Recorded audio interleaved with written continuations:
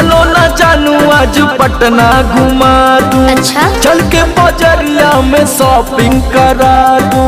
बाबू ना सुनो क्या बात है। चलो ना जानू आज पटना घुमा दूं। चल के बजरिया में शॉपिंग करा दूं। चढ़ब न फेरू सफरिया पिया, काल्हे से उठे दरदिया पिया।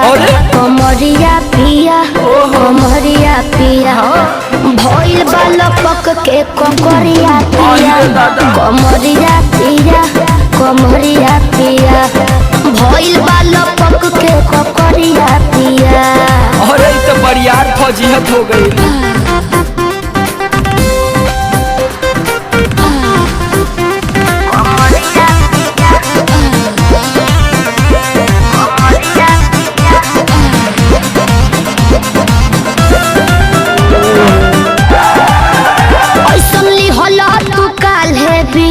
राजा जी लागे भइल बा कमरिया की रेख राजा जी। मुझे नहीं बुझाता बुझाता सुना नहीं रहबू संभर के गोरी तमनवा चिहुकबे करी। जति जोश में खो देबू होश कमरिया मुरुकबे करी।